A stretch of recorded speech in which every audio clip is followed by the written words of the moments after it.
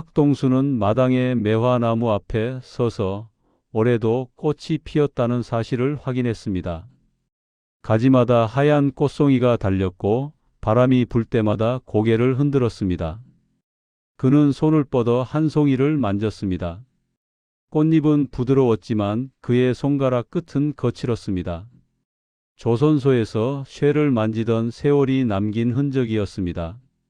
1992년 초봄 경남 마산의 오래된 단독주택은 조용했습니다. 집은 30년 전 동수가 직접 설계하고 지은 것이었습니다. 당시 그는 조선소 용접공이었고 휴일마다 현장에 나가 벽돌을 쌓았습니다. 아내 윤자는 시멘트를 개고 어린아이들은 자갈을 날랐습니다. 그렇게 완성된 집이었습니다. 지금 이 집에는 동수 혼자 살았습니다. 아내는 10년 전에 세상을 떠났고 아이들은 각자의 삶을 살았습니다. 장남 재호는 마산 시내에서 철물점을 운영했고 딸 은경은 서울에서 초등학교 교사로 일했습니다. 동수는 혼자 사는 것이 불편하지 않았습니다. 오히려 익숙했습니다. 조선소 야간 근무를 30년 하면서 그는 혼자 있는 시간에 적응했습니다. 동수는 매화나무에서 몸을 돌려 마루로 올라갔습니다. 신발을 벗고 안으로 들어서자 거실 시계가 오후 4시를 가리켰습니다. 재호 가족이 저녁 식사를 하러 온다고 했습니다. 며느리 영숙이 전화로 말했습니다. 아버님, 오늘 저녁에 저희가 갈게요. 제가 아버님 좋아하시는 갈비찜 해갈게요. 동수는 그래, 그러거라 하고 대답했습니다. 전화를 끊고 나서 그는 왜 오늘 오는지 물어보지 않은 자신을 돌아봤습니다. 궁금하지 않았던 것은 아니었습니다. 다만 묻지 않는 편이 낫다는 감각이 있었습니다. 동수는 거실 장롱 위에 놓인 사진을 바라봤습니다. 아내 윤자의 영정이었습니다.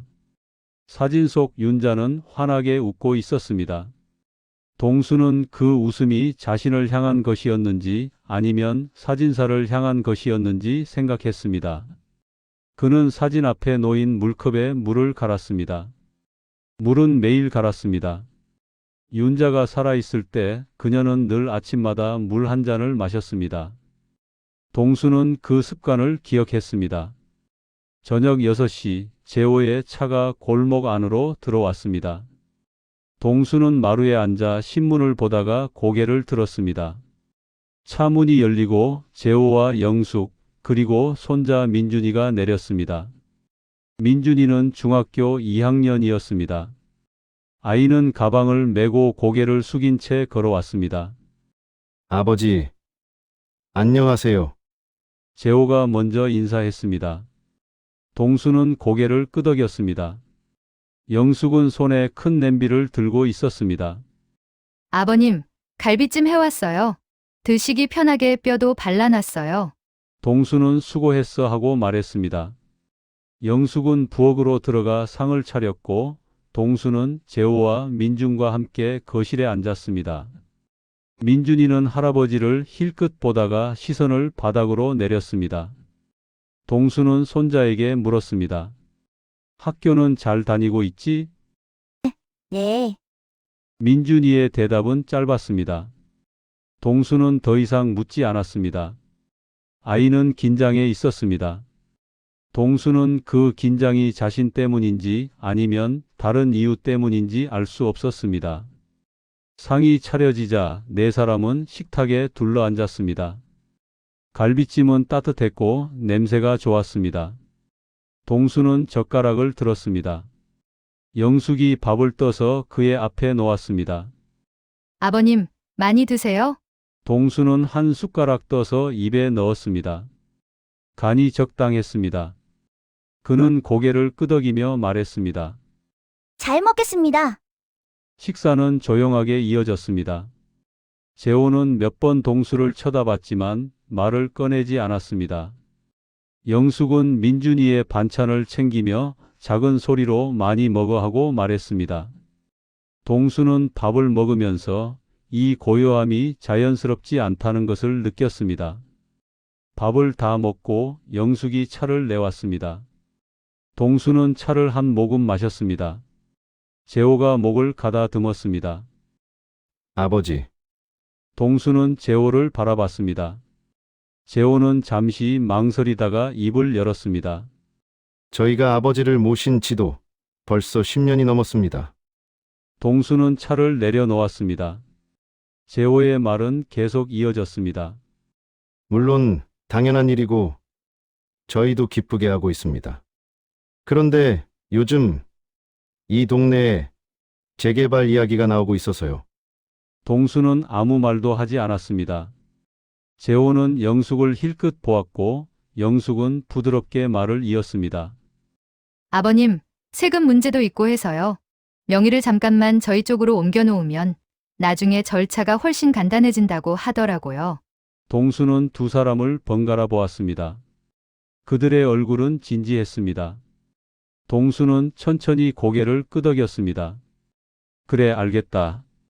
재호는 안도한 표정을 지었습니다. 영숙은 웃으며 말했습니다. 아버님이 이해해 주시니까 정말 감사합니다. 동수는 다시 차를 들었습니다. 손이 미세하게 떨렸지만 아무도 눈치채지 못했습니다. 그는 차를 한 모금 더 마셨습니다. 차는 식어 있었습니다. 재호 가족이 돌아간 뒤 동수는 혼자 거실에 앉아 있었습니다. 시계는 밤 9시를 가리켰습니다.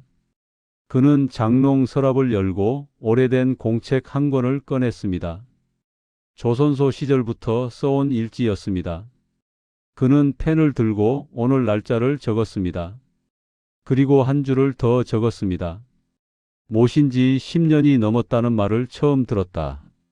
동수는 공책을 덮고 불을 껐습니다.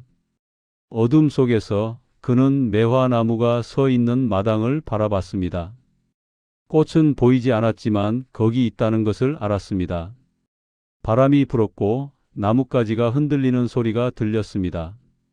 동수는 다음 날 아침 일찍 일어났습니다. 창문을 열자 찬 공기가 들어왔습니다. 매화나무는 어제와 똑같이 서 있었습니다. 그는 세수를 하고 밥을 지었습니다. 혼자 먹는 아침은 간단했습니다. 된장국과 김치 그리고 밥 한 공기면 충분했습니다.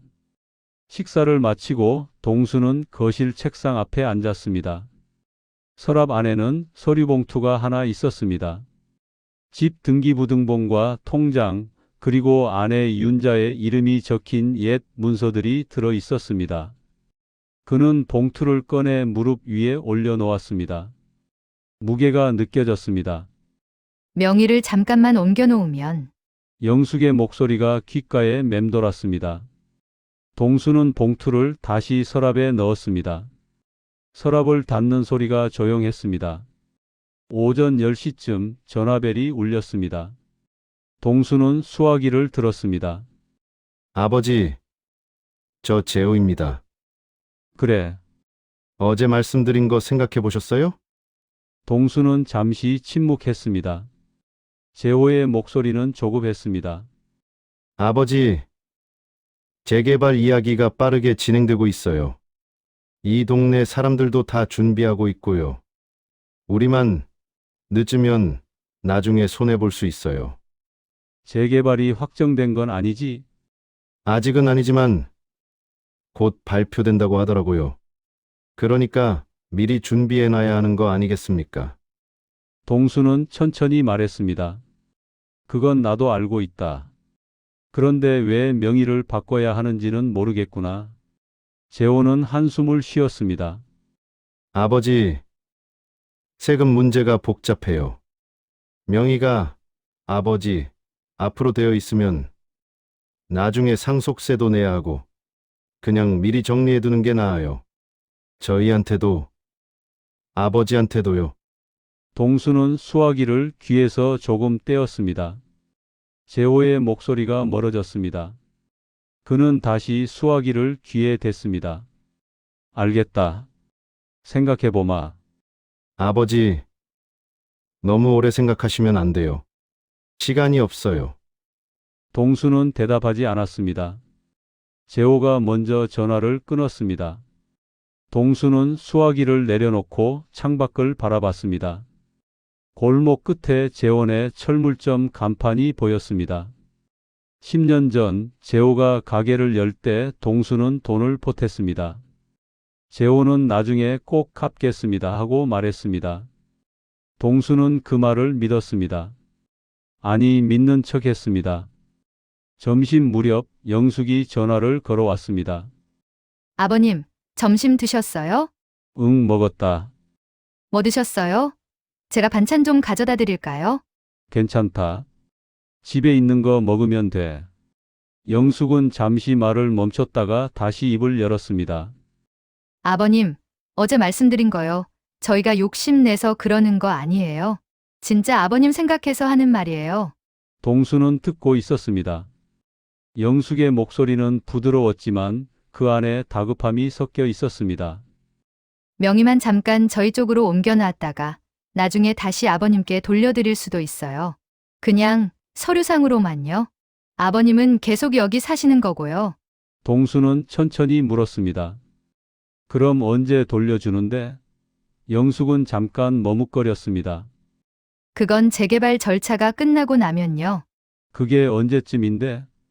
그건 저도 정확히는 모르겠어요. 근데 몇 년 안 걸릴 거예요. 동수는 말했습니다. 알겠다. 전화를 끊고 동수는 마당으로 나갔습니다. 매화나무 아래 서서 그는 땅을 내려다봤습니다. 이 땅은 그가 30년 전에 샀습니다. 당시 조선소 월급으로는 턱없이 부족했지만 윤자가 밤마다 품앗이 일을 해서 돈을 모았습니다. 두 사람은 5년 동안 저축했고 마침내 이 땅을 샀습니다. 동수는 땅 위에 집을 지었습니다. 벽돌 하나하나가 그의 손때였습니다. 저녁 무렵 동수는 동네 슈퍼에 갔습니다. 우유와 빵을 사려고 했습니다.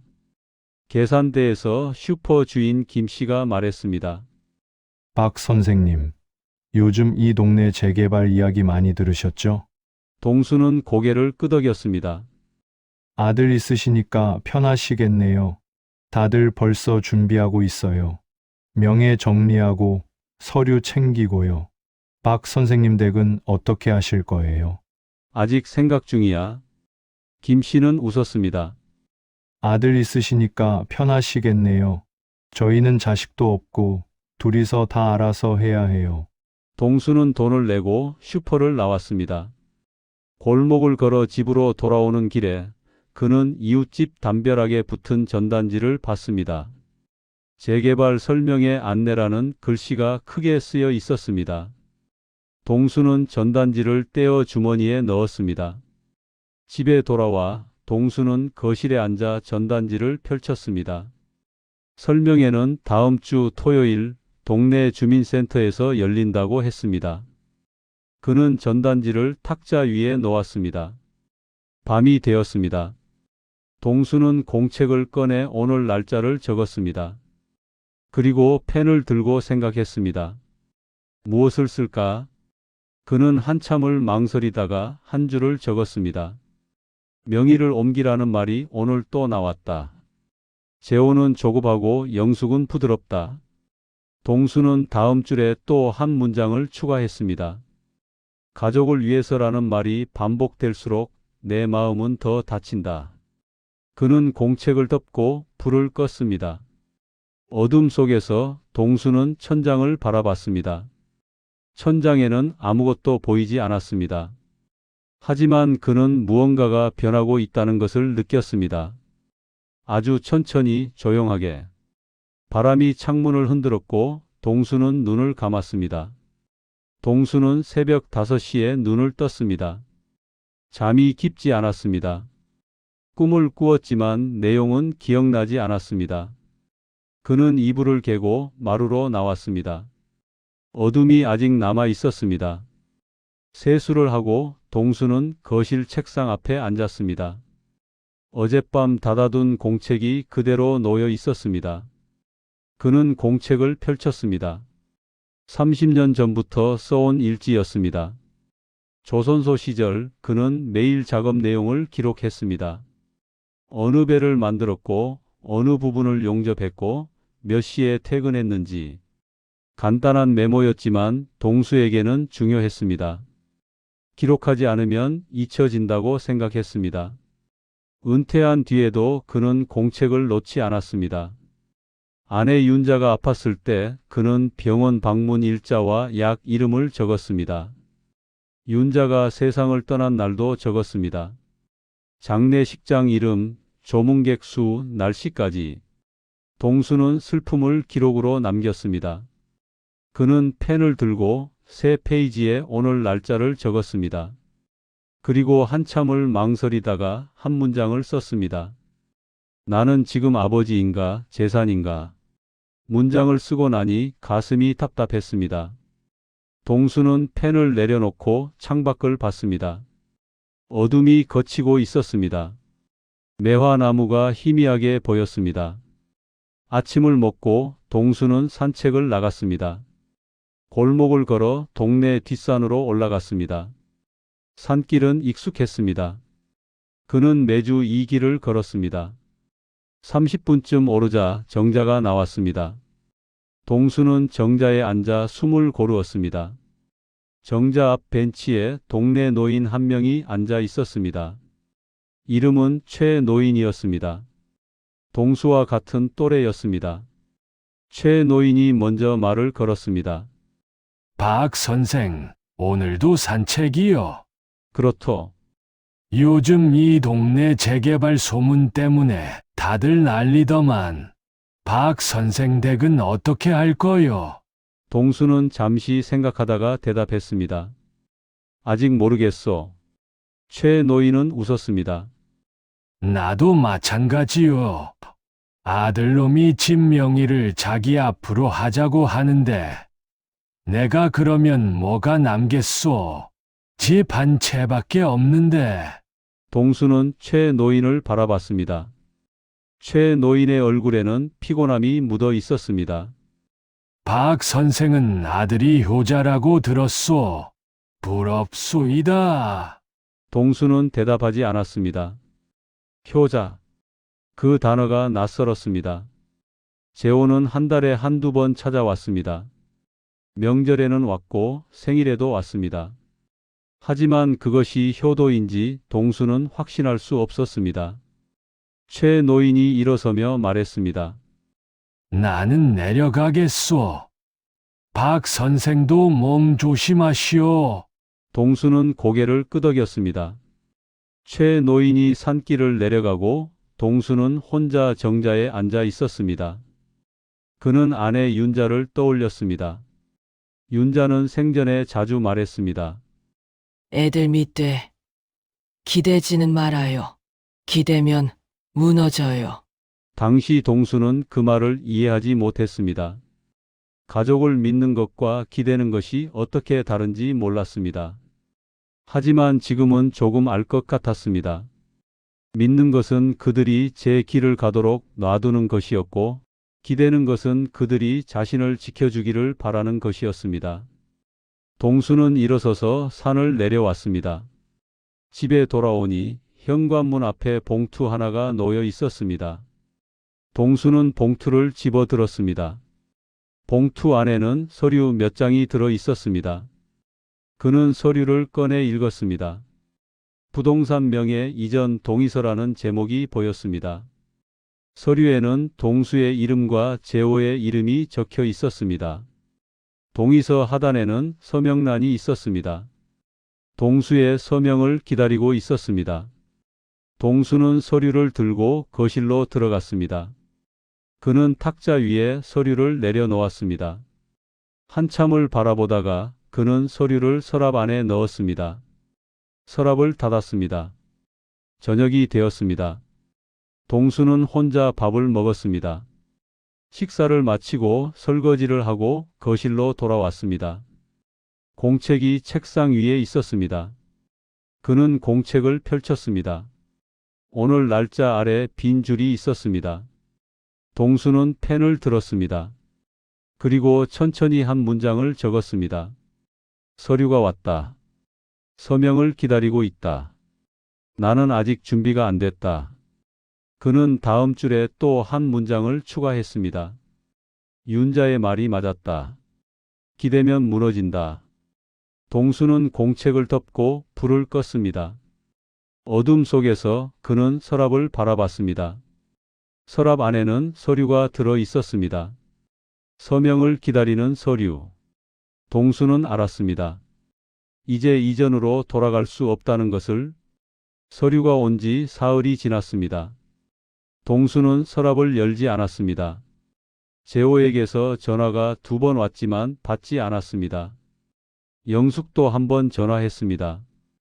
동수는 생각 중이다라고만 대답했습니다. 나흘째 되는 날 오후 현관문을 두드리는 소리가 들렸습니다. 동수는 문을 열었습니다. 딸 은경이 서 있었습니다. 손에는 작은 가방과 보온병을 들고 있었습니다. 아버지, 은경아, 왜 왔어? 편지 받았어요. 그래서요. 동수는 일주일 전 은경에게 편지를 보냈습니다. 긴 내용은 아니었습니다. 요즘 몸이 좀 무거워서 병원 한번 가봐야겠다는 정도였습니다. 사실 몸은 괜찮았습니다. 다만 은경의 목소리가 듣고 싶었습니다. 은경은 집 안으로 들어왔습니다. 가방을 내려놓고 보온병을 식탁 위에 올렸습니다. 삼계탕 끓여왔어요. 아버지 좋아하시잖아요. 동수는 은경을 바라봤습니다. 은경은 아버지의 얼굴을 살폈습니다. 많이 마르신 것 같은데.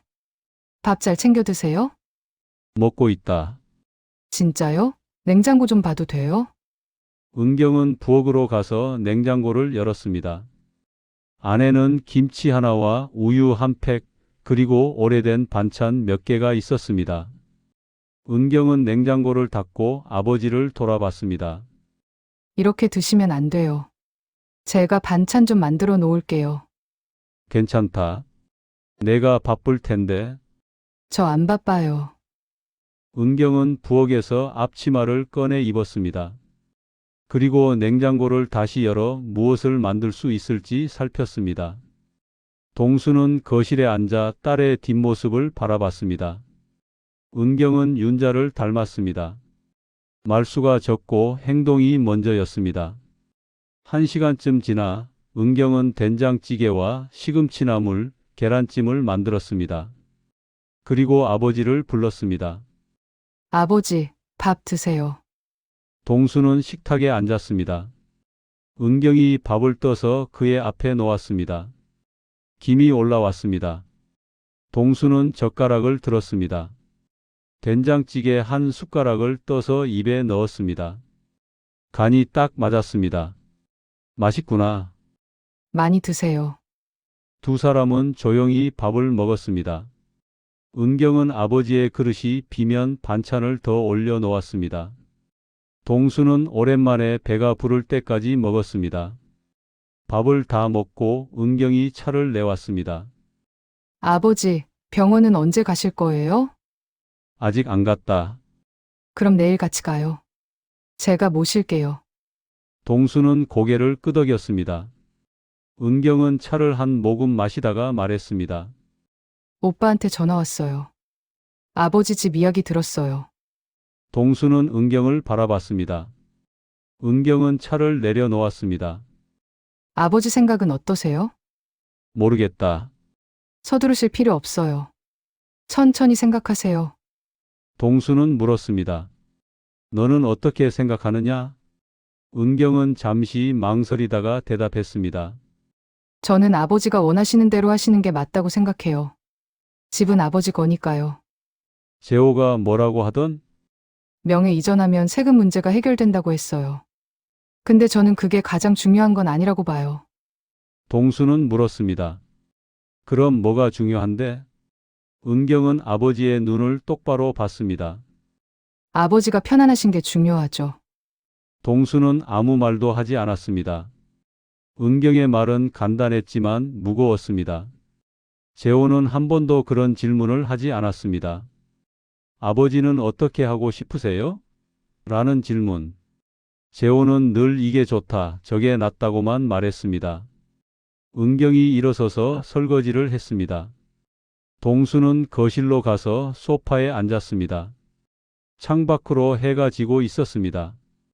매화나무가 저녁빛을 받아 빛났습니다. 설거지를 마친 은경이 거실로 왔습니다. 아버지, 오늘 여기서 자고 갈게요. 서울 가야 하는 거 아니냐?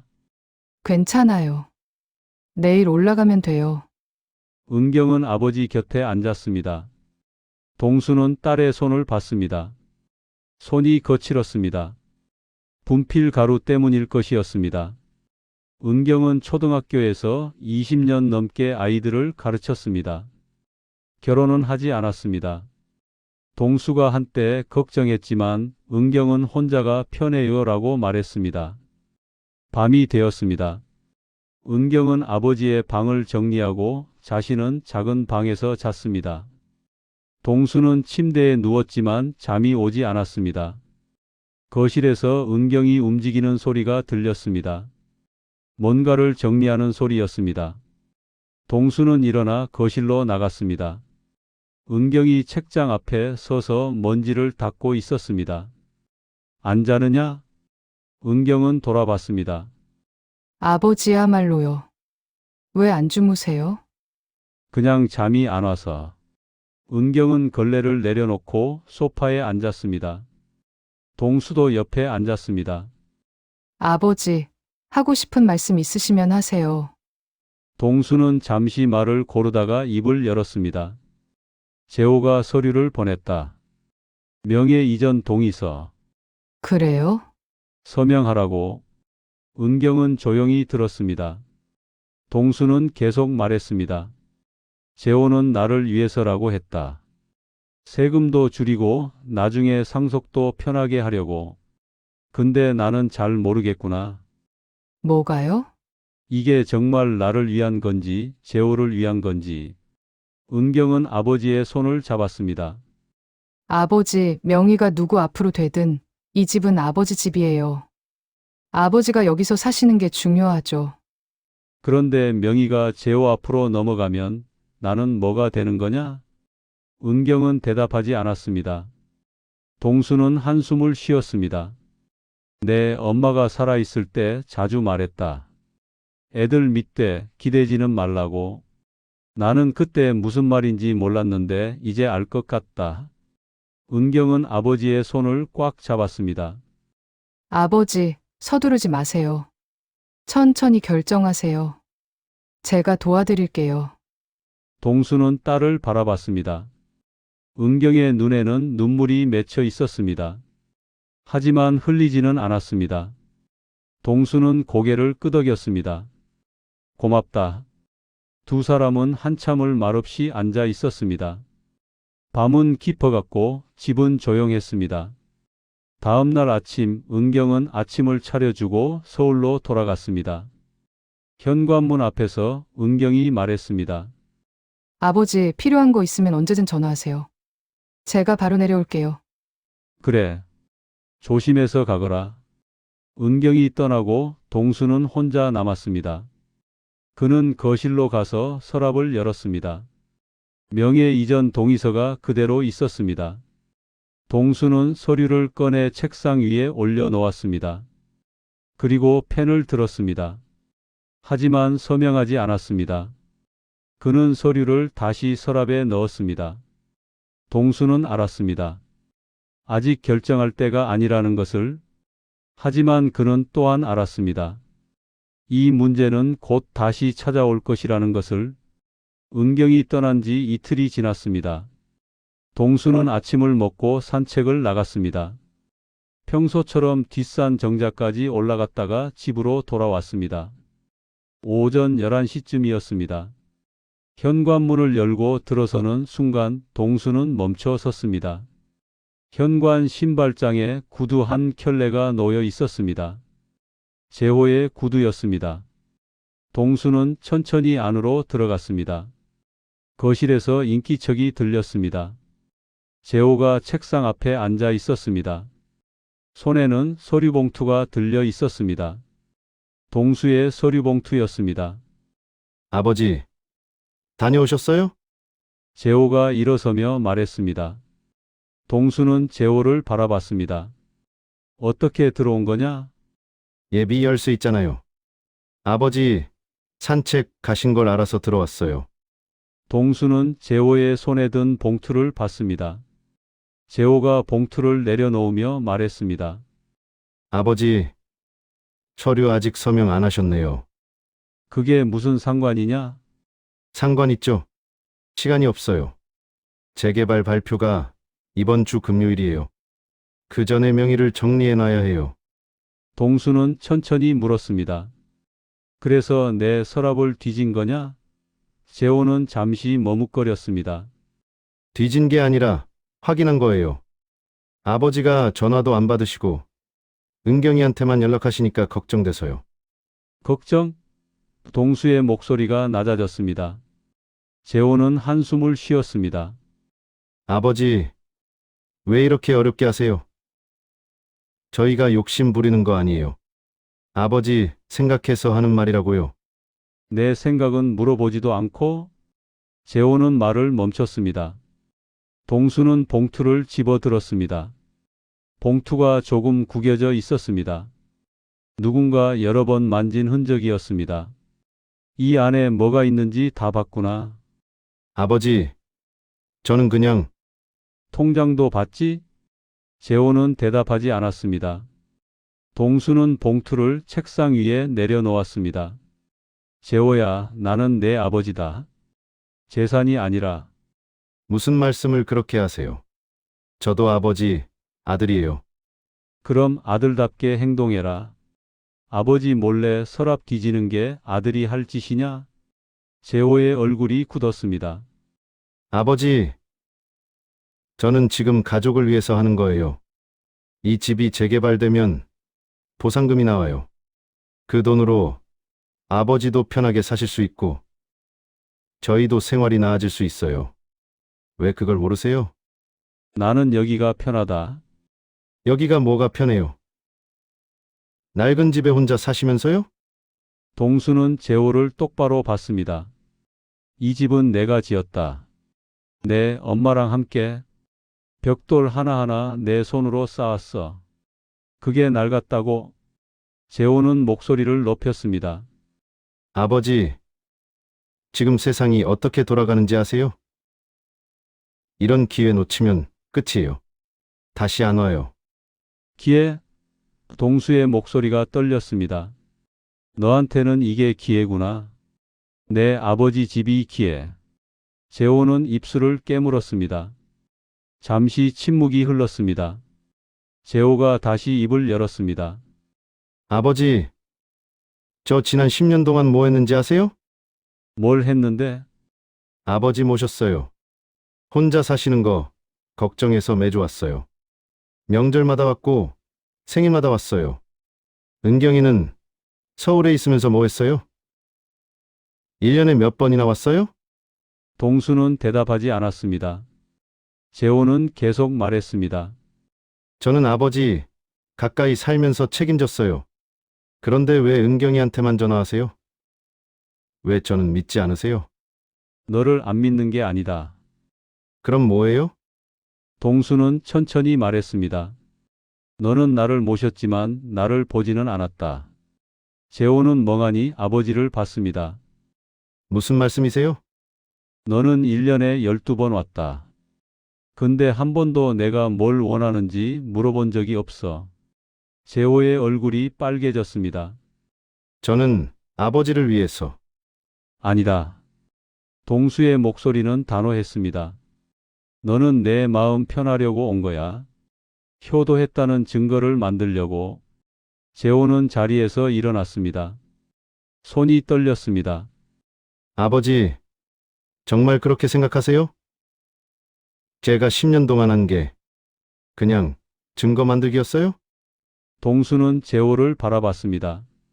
재호의 눈에 눈물이 맺혔습니다. 하지만 동수는 물러서지 않았습니다. 너는 한 번도 물어보지 않았다. 내가 어떻게 지내는지, 뭐가 힘든지, 뭐가 필요한지. 너는 그냥 와서 밥 먹고 가고 명절 지내고 가고 그게 다였어. 재호는 주먹을 쥐었습니다. 그럼 은경이는 뭐가 달라요? 은경이가 뭘 했는데요? 은경이는 내 밥그릇을 봤다. 냉장고를 열어봤어. 내가 뭘 먹는지 어떻게 사는지 확인했지. 재호는 비웃었습니다. 그게 뭐가 대단해요? 저도 할 수 있어요. 하지만 안 했잖아. 재호는 말문이 막혔습니다. 동수는 계속 말했습니다. 너는 나를 살펴본 적이 없어. 너는 서류만 봤지. 재호는 몸을 돌렸습니다. 현관으로 걸어가다가 멈춰 섰습니다. 등을 보인 채 말했습니다. 아버지, 후회하실 거예요. 뭘 후회한다는 거냐? 재호는 돌아보지 않았습니다. 나중에 혼자 늙어서 아무도 안 찾아올 때 후회하실 거예요. 그때는 늦어요. 재호는 구두를 신고 밖으로 나갔습니다. 문이 쾅 닫혔습니다. 동수는 거실에 홀로 서 있었습니다. 집은 조용했습니다. 시계 소리만 들렸습니다. 동수는 책상 앞에 앉았습니다. 서류 봉투가 여전히 놓여 있었습니다. 그는 봉투를 열었습니다. 등기부등본과 통장이 그대로 있었습니다. 하지만 순서가 달랐습니다. 재호가 본 흔적이었습니다. 동수는 봉투를 다시 서랍에 넣었습니다. 서랍을 닫으려다가 멈췄습니다. 그는 공책을 꺼냈습니다. 펜을 들고 오늘 날짜를 적었습니다. 그리고 한 문장을 썼습니다.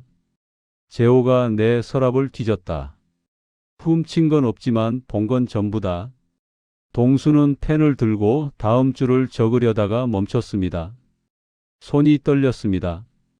그는 펜을 내려놓고 공책을 덮었습니다. 창밖을 봤습니다. 매화나무가 바람에 흔들렸습니다. 꽃은 아직 피어 있었지만 며칠 안에 질 것이었습니다. 동수는 알았습니다. 이제 돌이킬 수 없다는 것을, 재호와 자신 사이에 선이 그어졌다는 것을, 그리고 그 선은 다시 지워지지 않을 것이었습니다. 재호가 떠난 뒤 동수는 사흘 동안 집 밖으로 나가지 않았습니다. 밥은 먹었습니다. 설거지도 했습니다. 하지만 산책은 가지 않았습니다. 매화나무 앞에 서는 것도 멈췄습니다. 사흘째 되는 날 오후, 동수는 거실 책상 앞에 앉았습니다. 서랍을 열고 서류 봉투를 꺼냈습니다. 등기부등본을 펼쳤습니다. 집 주소와 면적, 그리고 소유자 이름이 적혀 있었습니다. 박동수. 그의 이름이었습니다. 동수는 오랫동안 서류를 바라봤습니다. 글자들이 흐릿하게 보였습니다. 그는 눈을 감았다가 다시 떴습니다. 글자가 선명해졌습니다. 그는 서류를 다시 봉투에 넣고 옷을 갈아입었습니다. 외출복을 꺼내 입고 구두를 신었습니다. 오랜만에 신는 구두였습니다. 조금 빡빡했습니다. 동수는 집 밖으로 나왔습니다. 골목을 걸어 큰 길로 나갔습니다. 버스를 타고 시내로 갔습니다. 버스 안은 한산했습니다. 창밖으로 거리가 지나갔습니다. 익숙한 풍경이었습니다. 시내 중심가에서 내려 동수는 한 건물 앞에 섰습니다. 법무사 사무실이 있는 건물이었습니다. 그는 계단을 올라 2층으로 갔습니다. 문패에 박영민 법무사 사무소라고 쓰여 있었습니다. 동수는 문을 열고 들어갔습니다. 작은 사무실이었습니다. 책상 하나와 의자 몇 개, 그리고 서류 가득한 선반이 있었습니다. 책상 뒤에 중년 남자가 앉아 있었습니다. 어서 오세요. 법무사가 일어서며 인사했습니다. 동수는 고개를 끄덕이고 의자에 앉았습니다. 무엇을 도와드릴까요? 동수는 봉투를 꺼내 책상 위에 올려놓았습니다. 유언장을 쓰고 싶습니다. 법무사는 봉투를 보고 동수를 봤습니다. 유언장이요? 예. 법무사는 메모지를 꺼냈습니다.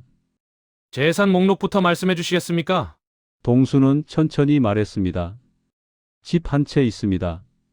마산동에. 그리고 통장이 2개 있고요.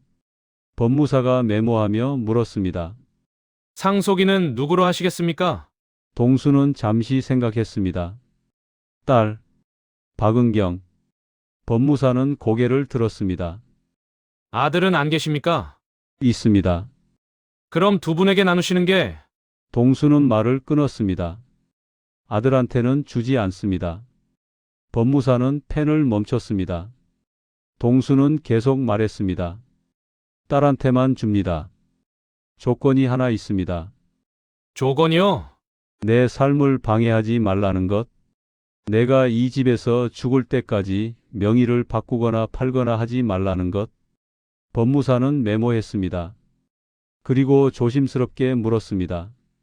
혹시 아드님과 무슨 일이 있으셨습니까? 동수는 창밖을 봤습니다. 거리에 사람들이 지나다녔습니다. 모두 바빴습니다. 아들은 나를 모셨습니다. 10년 넘게. 근데 한 번도 나를 보지 않았어요.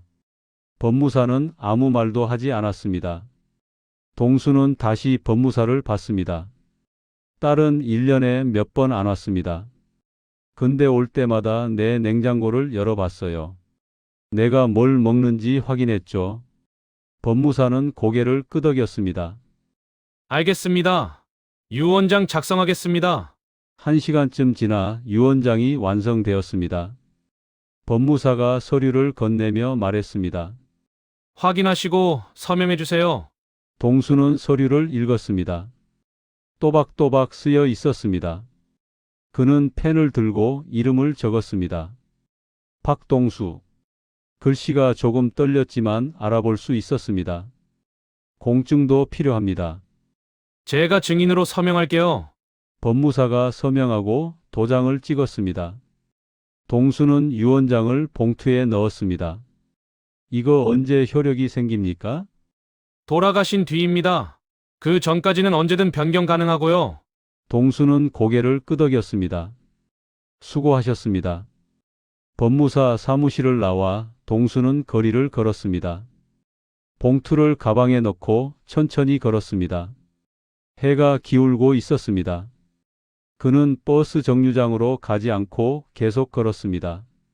30분쯤 걸어 동수는 한 공원 앞에 섰습니다. 공원 입구에 벤치가 있었습니다. 그는 벤치에 앉았습니다. 공원 안에서 아이들이 놀고 있었습니다. 웃음소리가 들렸습니다. 동수는 가방에서 봉투를 꺼냈습니다. 봉투를 무릎 위에 올려놓았습니다. 무게가 느껴졌습니다.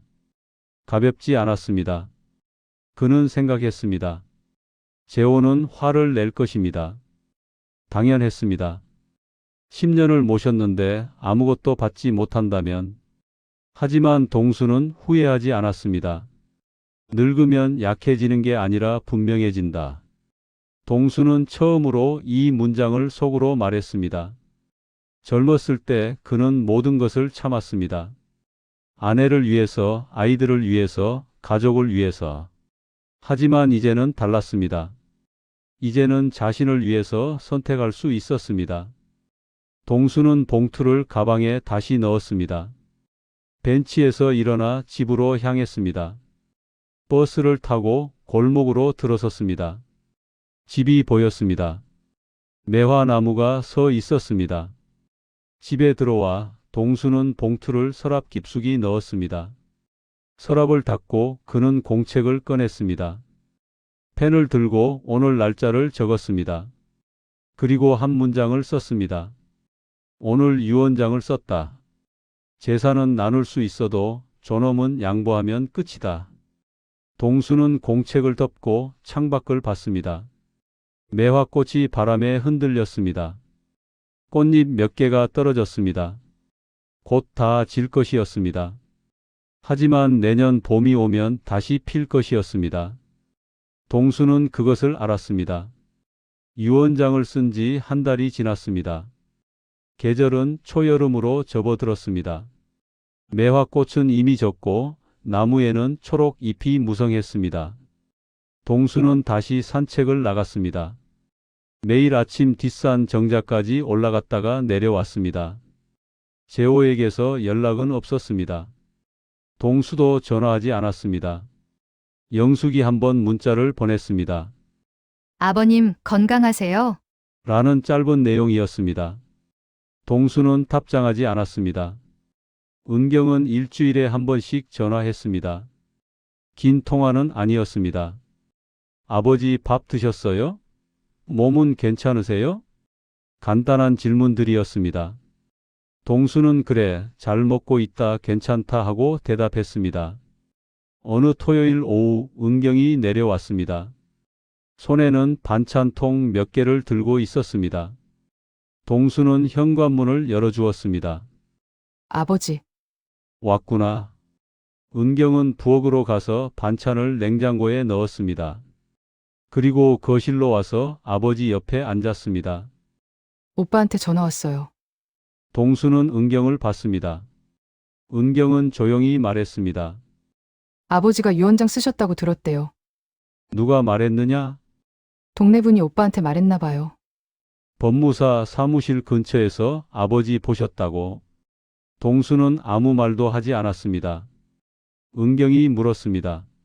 정말 쓰셨어요? 그래.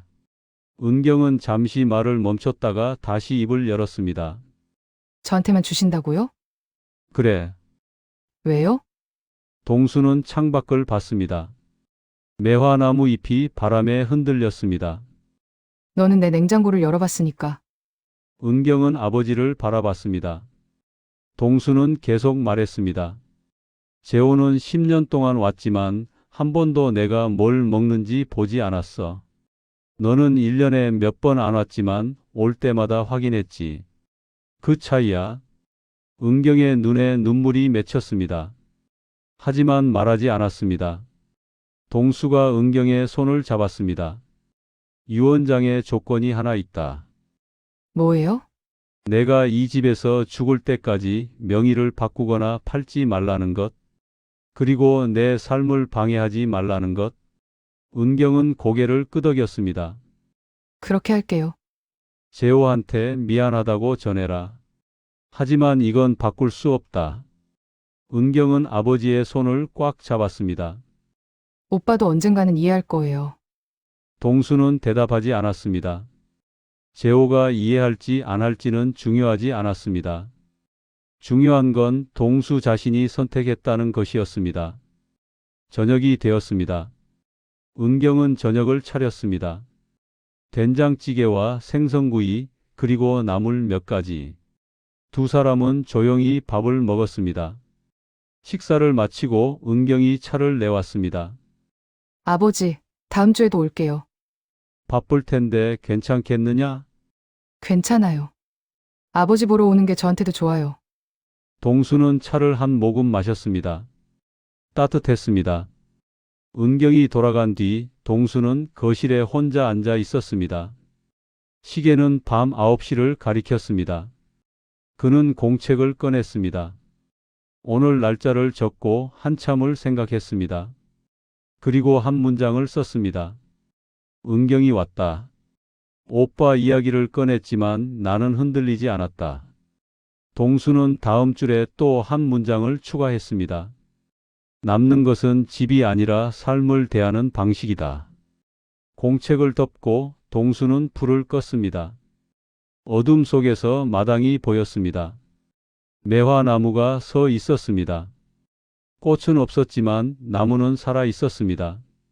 2달 뒤 재개발 발표가 났습니다. 동네는 술렁였습니다. 사람들은 보상금 이야기를 했고 이사 계획을 세웠습니다. 동수는 조용히 지켜봤습니다. 재호가 한번 찾아왔습니다. 저녁 무렵이었습니다. 동수는 마루에 앉아 있다가 재호를 봤습니다. 재호는 현관 앞에 서서 말했습니다. 아버지, 왔구나. 재호는 안으로 들어오지 않았습니다. 그냥 서 있었습니다. 재개발 발표 났어요. 알고 있다. 보상금 나오면 아버지도 어디 좋은 데로 이사 가셔야 해요. 동수는 고개를 저었습니다. 나는 여기 있을 거다. 아버지, 이 집 헐려요. 헐어도 나는 끝까지 있을 거야. 재호는 입술을 깨물었습니다. 잠시 침묵이 흘렀습니다. 재호가 다시 입을 열었습니다.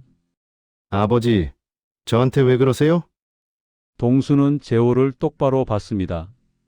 너한테 그러는 게 아니라 나를 위해서 그러는 거다. 재호는 고개를 숙였습니다. 어깨가 떨렸습니다. 동수는 일어나 재호에게 다가갔습니다. 재호야. 재호가 고개를 들었습니다.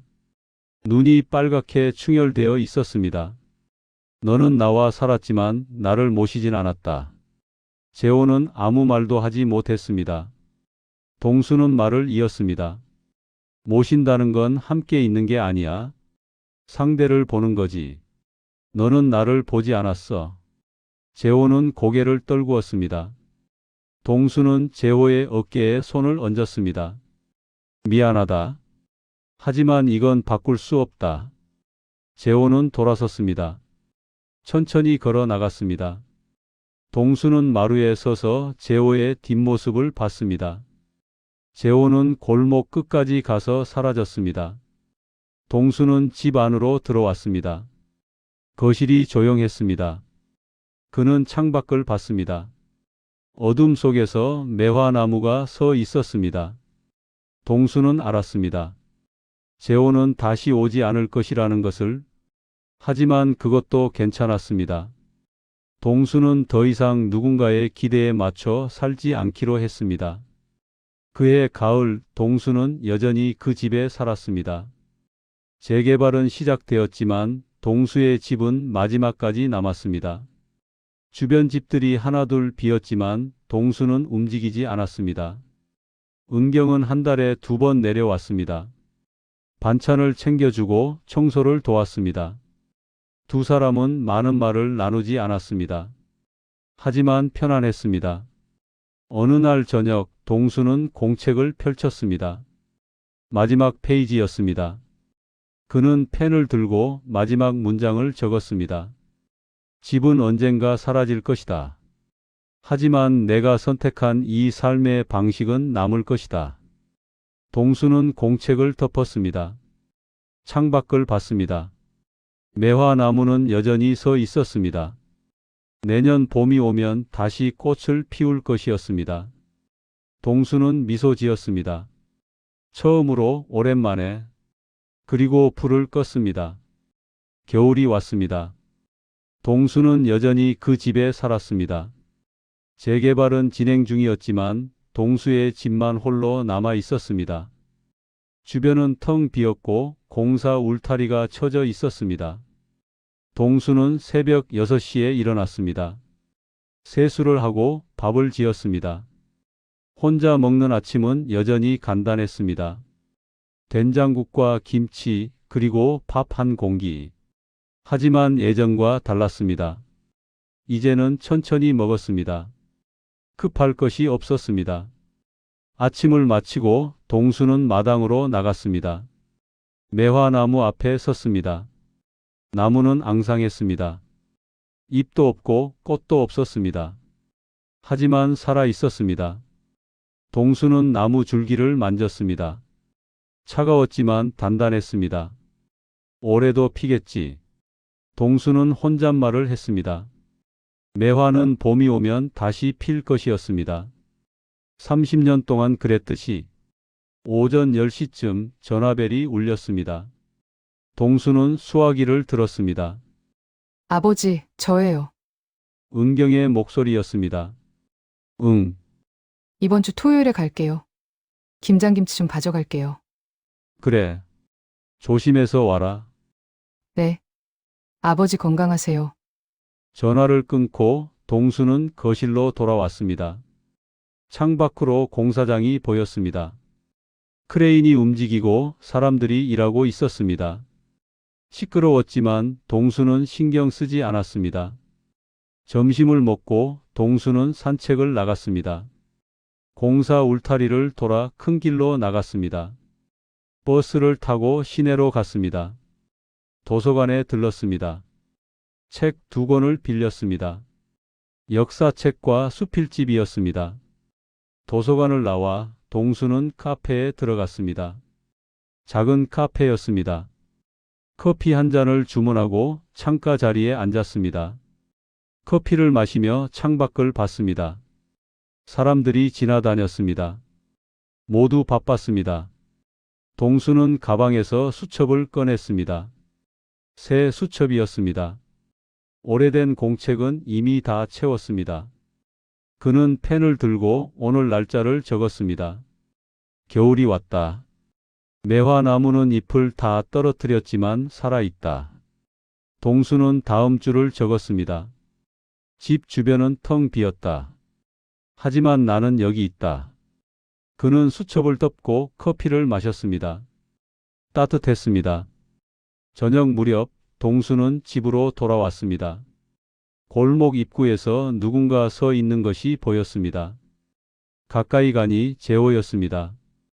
동수는 멈춰 섰습니다. 재호도 움직이지 않았습니다. 두 사람은 한참을 서로를 바라봤습니다.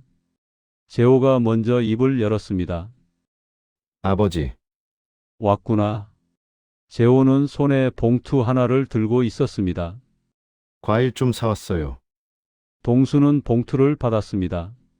무게가 느껴졌습니다. 들어가지 않겠느냐? 재호는 고개를 저었습니다. 아니에요. 그냥 드리고 가려고요. 동수는 재호를 봤습니다. 재호의 얼굴에는 피곤함이 묻어 있었습니다. 재호야, 네, 들어와서 차라도 한잔하고 가거라. 재호는 잠시 망설였습니다. 그리고 고개를 끄덕였습니다. 네. 두 사람은 집 안으로 들어갔습니다. 동수는 차를 끓이고 재호는 거실에 앉았습니다. 동수가 차를 내왔습니다.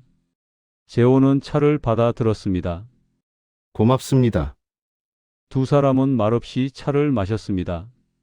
재호가 먼저 말을 꺼냈습니다. 아버지, 제가 잘못했어요. 동수는 차를 내려놓았습니다.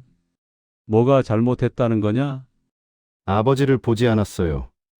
제 생각만 했어요. 동수는 재호를 바라봤습니다. 재호의 눈이 빨갛게 충혈되어 있었습니다. 이제라도 알았으면 됐다. 용서해 주실 수 있어요? 동수는 한참을 생각했습니다.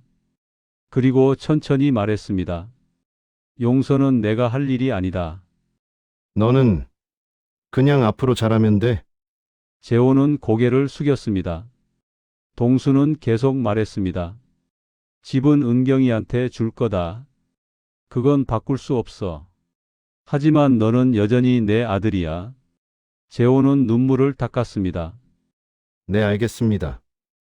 재호는 차를 다 마시고 일어섰습니다. 이제 가볼게요. 그래. 조심해서 가거라. 재호는 현관으로 갔습니다. 문을 열기 전에 돌아봤습니다. 아버지, 건강하세요. 너도. 재호가 나가고 동수는 혼자 남았습니다. 그는 창밖을 봤습니다. 재호가 골목 끝으로 사라졌습니다. 동수는 거실로 돌아와 앉았습니다. 재호가 남기고 간 봉투가 탁자 위에 있었습니다. 동수는 봉투를 열었습니다. 사과 몇 개가 들어 있었습니다. 빨갛고 윤기가 났습니다. 동수는 사과 하나를 꺼내 물로 씻었습니다. 그리고 한 입 베어 물었습니다. 달았습니다. 토요일 오후 은경이 내려왔습니다. 김장김치를 큰 통에 담아 가져왔습니다. 동수는 은경을 도와 김치를 냉장고에 넣었습니다. 오빠 왔다 갔어요? 동수는 고개를 끄덕였습니다. 과일 사왔더라. 은경은 미소 지었습니다. 다행이네요. 뭐가?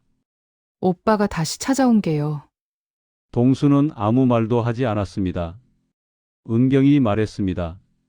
아버지, 힘드시죠? 뭐가? 혼자 사시는 거요. 동수는 고개를 저었습니다. 안 힘들어. 오히려 편해. 은경은 아버지를 바라봤습니다. 정말요? 그래. 이제는 내가 하고 싶은 대로 살 수 있으니까. 은경은 아버지의 손을 잡았습니다. 제가 자주 올게요. 바쁠 텐데. 아버지 보는 게 저한테도 좋아요. 두 사람은 저녁을 함께 먹었습니다. 은경이 만든 된장찌개와 김치찌개, 그리고 생선구이. 동수는 오랜만에 배부르게 먹었습니다. 은경이 돌아간 뒤 동수는 거실에 혼자 앉아 있었습니다. 수첩을 꺼내 오늘 날짜를 적었습니다. 재호가 왔다 갔다. 과일을 사왔다. 사과가 달았다. 동수는 다음 주를 적었습니다. 은경이 왔다. 김장김치를 가져왔다. 우리는 함께 밥을 먹었다. 그는 마지막 줄을 적었습니다. 평온이 돌아왔다. 하지만 이전의 평온과는 다르다. 이제는 내가 선택한 평온이다. 동수는 수첩을 덮었습니다. 창밖을 봤습니다. 어둠 속에서 매화나무가 서 있었습니다. 그는 일어나 마당으로 나갔습니다. 차가운 바람이 불었습니다. 동수는 매화나무 앞에 섰습니다. 손을 뻗어 줄기를 만졌습니다. 내년 봄에도 피겠지. 동수는 혼잣말을 했습니다. 그리고 미소 지었습니다. 집으로 돌아와 동수는 불을 껐습니다. 어둠 속에서 그는 침대에 누웠습니다. 눈을 감았습니다. 바람이 창문을 흔들었습니다. 매화나무가 흔들리는 소리가 들렸습니다. 동수는 잠들었습니다. 평온하게.